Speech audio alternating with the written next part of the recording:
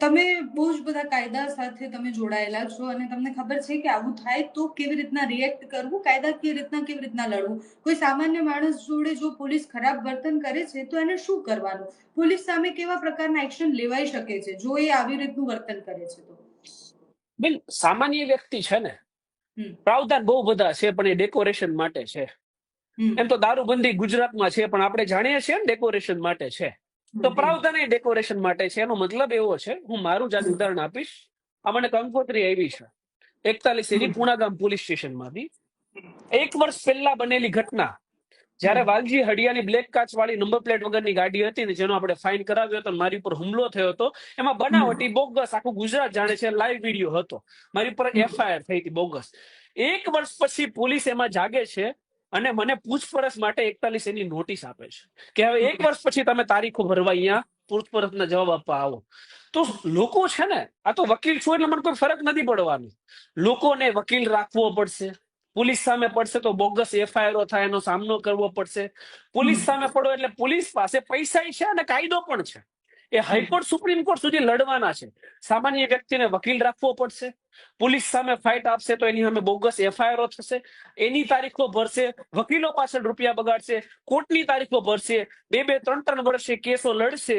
તો એને ન્યાય મળવો હશે તો મળશે, બાકી રૂપિયાના જોરે બધું સેટલ થઈ જશે. તો સામાન્ય વ્યક્તિ હિંમત ધરાવતો નથી કે સિસ્ટમ સામે લડી શકે. અને જો કોઈને લડવું હોય તો હું આપને સમજાવીશ કે આની આખી વિગતવાર ફરિયાદ એ ચોરનો મોટો ભાઈ ઘંટી ચોર એટલે કે કમિશનર અથવા જિલ્લા એસપી આપી શકો, જે કોઈ પ્રોસેસ કરવાનો નથી. કેમ કે આ દેશની અંદર ઈમાનદાર વ્યક્તિ એકલો હોય એ નથી નડતો. આ બેઈમાનોની એકજૂથતા છે, બધા એક છે, એક સંપ થઈને કામ કરે છે કે ભાઈ આપણે પોલીસ ખાતામાં છે ને, આપણે થોડું કઈ કરવાનું હોય તો એસપી કે સીપી કોઈ પ્રોસેસ નહીં કરે, પણ પ્રાવધાન છે તો ફરિયાદ તો કરવી જ પડે. એ ફરિયાદ થયા પછી જો પોલીસ કોઈ કાર્યવાહી નહીં કરે, જો નહીં જ કરે, એટલે તમે બીએનએસએસ ની ધારા 175(3) મુજબ તમારા જિલ્લા કોર્ટમાં વકીલ રાખીને સીધી ફરિયાદ પોલીસ સામે દાખલ કરી શકો. અને આ એક ઘટના નથી સુરેન્દ્રનગરની, પાયલબેન. આપણે સોશિયલ મીડિયામાં જોઈએ છીએ કે વડોદરામાં પીઆઈએ દારૂના ફૂલ ચિક્કાર નશાની અંદર એક્સિડન્ટ કર્યો.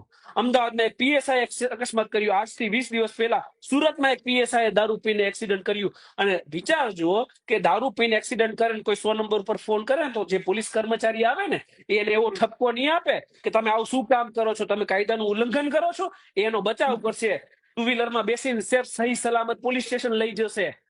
અને એની ઉપર કાર્યવાહી શું થશે બેન, કે વધીને એનું સસ્પેન્શન થશે.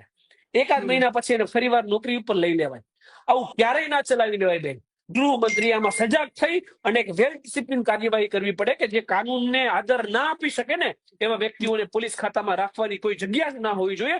હજારો ઈમાનદાર છોકરાઓની નોકરી જોઈએ છે, તો આ લોકોને ડિસમિસ કરીને ઘરે બેસાડી દેવા જોઈએ. એવા 5 લોકોને ડિસમિસ કરીને ઘરે બેસાડી દેવામાં આવે.